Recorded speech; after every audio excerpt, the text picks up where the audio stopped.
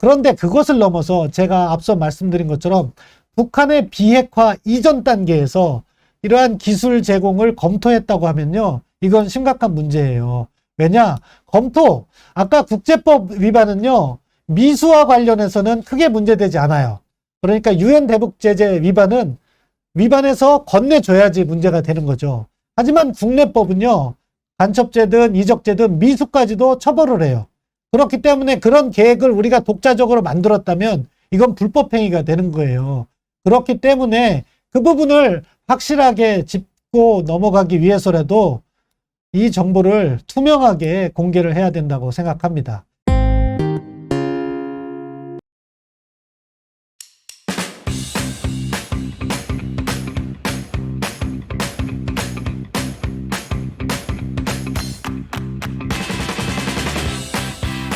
안녕하세요. 2021년 2월 1일 경제사회TV 시작합니다. 신범철의 외교안보 클리닉입니다.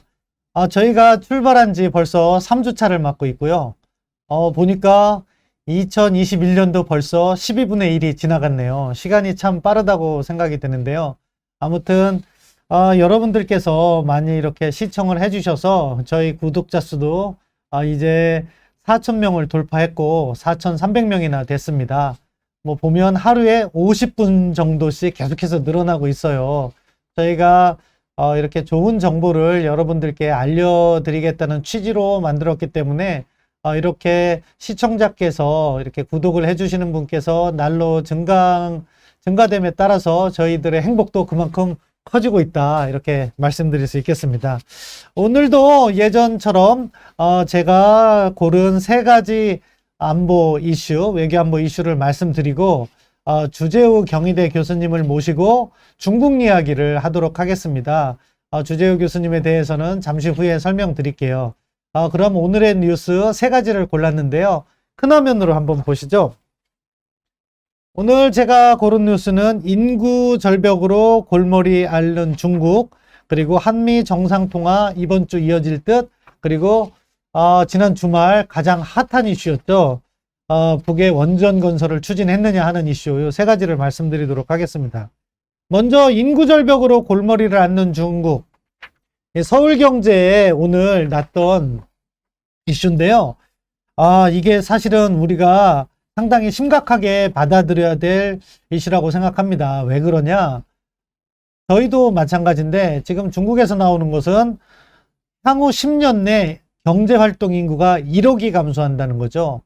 그러면 그만큼 GDP도 급격하게 감소되고 그것이 소비시장이라든가 다른 데에 미치는 영향도 적지 않습니다. 그렇기 때문에 사실은 이 인구 절벽이 경제에 미치는 영향이 크고 미리미리 준비해야겠죠.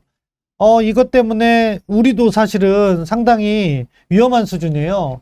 2017년과 2020년에 상당히 의미 있는 변화가 우리에게 있었어요. 인구 감소와 관련해서. 뭐냐? 2017년에 최초로 출생아동, 신생아가 40명을 못 넘었습니다. 그것도 처음이었는데요. 불과 3년 후인 2020년에 신생아가 30명 이하로 떨어졌다고 해요. 그러니까 우리에게 다가올 인구 절벽이요, 엄청난 거죠. 그럼 이렇게 인구가 줄면 경제 활동도 줄어들게 되고 그런 것들이 우리의 국가기관 산업이라든가 이런 것에도 반영이 되고 뭐 보험이라든가 연금이라든가 여러 가지에 다 미리미리 계획되지 않으면은 나중에 정말 초고령화 사회가 너무 급격히 닥침으로 인해서 우리에게 커다란 부담이 될 수 있는 거죠. 재정적으로도. 따라서 뭐 가덕도 신공항 이야기도 나오고 가덕도 신공항 이야기가 나오니까 대구공항 무슨 광주공항 이야기도 따로 나오면서 사업 타당성, 예비타 사업 타당성 조사를 생략한다, 이런 얘기 나오는데요. 뭐 정치적인 의미에서 그렇게 추진되고 있다고 보이는데 그런 것들도 이러한 그 경제 타당성 평가를 할 때 향후 인구 절벽이라든가 이러한 변화까지도 고려를 해야 된다. 그렇지 않으면 나랏빛만 커진다. 그런 것까지 고려해서 정말로 필요한 사업을 해나가야지 된다고 생각합니다. 그래서 첫 번째로 인구 절벽에 대해서 이야기를 말씀드렸습니다.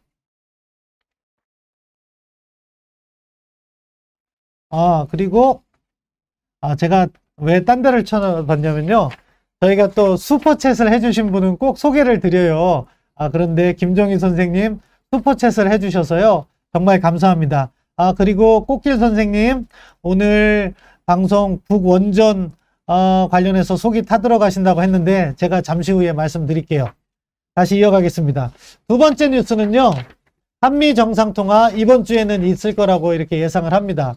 바이든 대통령이 1월 20일 날 출범을 했고 보면 지금 한 달이 10일이 지난 거죠. 10일이 지난 후인데 아직까지도 통화가 이루어지지 않고 있어서 이거 한미동맹에 무슨 이상 징후가 있는 것이 아니냐. 특히 일본 총리와는 지난주에 벌써 했거든요. 그러니까 한국만 늦어지는 게 아니냐 하는 많은 분들이 우려를 갖고 계세요. 약간 우려되는 부분이 있습니다. 이명박 대통령 당시 오바마 대통령이 취임해서 통화한 것이 13일이니까 아직은 한 이틀 정도 여유가 있어요. 가장 길었던 때를 기준으로 해도. 그리고 오바마 대통령에서 트럼프 대통령으로 넘어가는 그 기간, 그러니까 트럼프 대통령이 취임했을 때 한국은 황교안 대표 체제, 대행 체제였어요. 그때도 한 9일 정도 걸렸다고 하니까 그때보다는 지금 지연되고 있는 건데 지금 한미 간의 현안이 상당히 많습니다. 북한 핵 문제도 그렇고 한일 관계도 그렇고 한미 양자동맹 이슈도 여러 가지 문제들이 제기되고 있는데 이러한 정상 통화가 지연되는 것은 바람직하지 않다고 보고요. 이러한 것과 관련해서 또 우리가 바로 시진핑 주석과 문재인 대통령의 전화 통화가 바이든 대통령과 일본 총리의 통화 직전에 있음으로 해서 그것을 또 중국이 대대적으로 홍보를 했거든요. 그런 부분에 있어서 조금 더 섬세한 외교가 부족했다고 생각했는데 그러한 그 중국 시진핑 주석과의 통화가 악영향을 미친 것이 아닌지 앞으로 한미 정상 간의 통화가 언제 이루어질 것인지 어떠한 내용으로 이루어지는지 저희가 주의 깊게 지켜볼 필요가 있다고 생각합니다. 그리고 세 번째 이슈는 오늘 동아일보 났던 산업부의 북원전 건설 추진한 적 없다. 아이디어 차원에서 검토했다. 아이디어 차원에서는 검토했다면은 별 문제가 없을 수도 있는데 그럼에도 불구하고 어떤 내용으로 검토를 했느냐에 따라서요. 이것은 좀 문제가 될 수 있는 이슈라고 봅니다.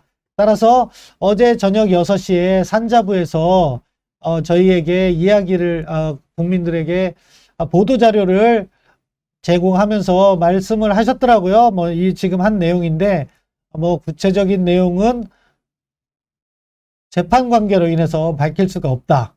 그러면서 이렇게 책임을 회피할 수 있는 말씀은 다 해주셨어요. 북원전 건설 추진한 적 없다. 그렇게 얘기를 하고 아이디어 차원에서 검토했다. 그 다음에 세부 사항은 재판 관계상 이야기할 수 없다.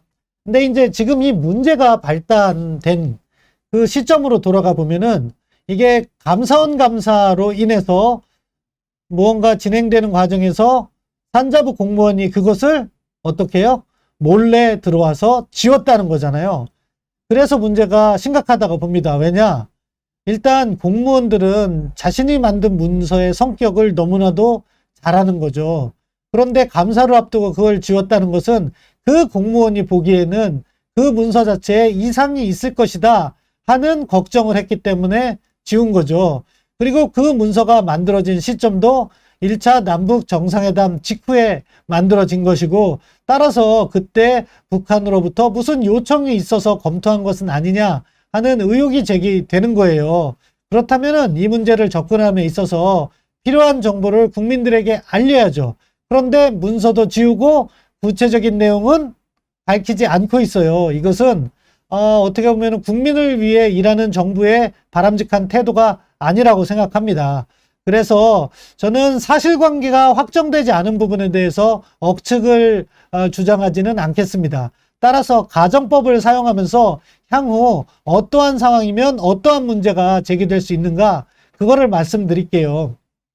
미리부터 이적행위다 이렇게 저는 이야기하진 않지만 그 가능성까지도 포함해서 말씀을 드리도록 하겠습니다.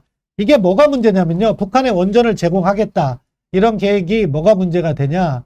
2003년이나 2006년 이전에는 이러한 문제가 국내법적이나 국제법으로 문제가 되지 않아요. 실제로 1994년에 미국과 북한 간에 합의된 제네바 합의의 내용을 보면은요, 거기에는 북한에 함경남도 신포지구죠, 경수로 2기를 지어주기로 했어요. 그런데 북한이 다시 핵개발로 돌아서면서 2003년에 2차 핵위기가 발생합니다. 그러면서 북한이 그때 뭐라고 했냐면은 NPT에서 다시 탈퇴하겠다고 해요. 그리고 그 뒤로 복귀하지 않은 상황이에요. 그러다가 2006년에 10월에 핵실험을 하게 되죠. 그 직후에 UN 안보리 결의 1718호가 만들어져요. 이때부터 북한에 핵 관련 기술을 제공하는 것은 대북제재 위반이 되는 거예요. 따라서 북한에 대해서 원전 기술을 제공하는 것은 2가지 차원에서 불법적인 행동이 됩니다. 국제법적인 차원에서. 첫째, NPT 위반이 될 수 있어요. 우리는 NPT 가입국이고, NPT 가입국은 불법적인 핵개발국에 핵기술을 이전하면 안 돼요. 그리고 2번째, 우리는 UN 회원국으로서 대북 제재를 준수할 법적 의무를 지니고 있어요. 따라서 UN 제재를 위반해서 북한에 원전 기술을 제공하면 안 돼요. 자, 여기에서 이 원전 기술 제공이 북한에게 어떠한 의미가 있느냐, 이것과 관련해서 많은 분들께서 저한테 질문을 해오셨어요. 전화나 카톡이나 또는 언론사 기자님들도요. 이것은 또 몇 가지 차원에서 나눠볼 수 있어요. 뭐냐? 첫 번째, 북한에게 전력을 제공한다는 명분을 들 수 있지만, 이 전력 제공도요, 뭐냐, 결국에는 원전을 지어주지 않고 한국에서 전력을 제공한다 하더라도 그것은 대북제재 위반이 될 수 있습니다. 어떠한 보상 없이 일방적으로 재화가 들어가는 건요, 궁극적으로 현금 지원과 마찬가지예요. 따라서 위반이 될 수 있고요. 2번째, 북한이 한국형 원자로라 하더라도 그것이 북한에 지어지면 그 원자로에서 핵물질을 생산할 수가 있어요. 나오는 회연료봉을 재처리하면 플루토늄을 생산할 수 있는 거죠. 한국형 원자로가 플루토늄 생산을 억제하는 측면이 있어요. 다른 원자로들보다 그런 생산이 적게 된다고 합니다. 그럼에도 불구하고 핵무기의 원료가 될 수 있는 플루토늄 생산을 할 수 있어요. 그거를 배제할 수 있는 기술은 아니에요. 그러니까 북한 핵개발을 도와주는 효과가 있는 거죠. 그런데요, 이거는 전 2가지는 크게 문제되지 않는다고 생각해요. 왜냐? 더 큰 문제가 하나 남아있거든요. 북한이 자기들이 이미 농축우라늄 방식으로 핵물질을 만들고 있기 때문에 원자로에서 나오는 것을 재처리해서 플루토늄으로 만드는 핵원료는 이제 큰 의미를 지니지 않아요. 대신에 올해 북한 8차 당대회에서 이야기가 나왔잖아요. 북한이 핵잠수함을 설계 마감 단계에 와 있다. 핵잠수함을 설계했다고 했어요. 그런데 그 핵잠수함을 만들기 위해서 가장 중요한 기술이요, 소형 원자로 기술이에요. 이 원자로, 여러분들 영변 원자로나 우리 원자로 같은 걸 보면은 건물 몇십 층처럼 크잖아요. 냉각탑까지 포함해서 그렇겠지만, 그거를 잠수함 안에 들어갈 수 있는 소형 원자로를 만드는 것이 쉬운 기술이 아니에요. 우리도 핵잠수함을 만들면 우리가 갖고 있는 기술을 갖다가 더 발전시켜서 소형 원자로를 만들어야 돼요. 소음도 줄여야 되고. 그런데 북한이 갖고 있는 그 영변에 있는 원자로는 1986년부터 가동됐어요. 구형 모델이죠. 그렇기 때문에 그걸로 핵잠수함의 원자로로 발전시키는 거는 상당히 기술적인 도전이 큽니다. 그런데 만일 우리의 원자로 기술이 북한에게 건네진다 하는 것은요, 북한 핵잠수함 만드는데 결정적인 정보를 제공하는 것이 돼요.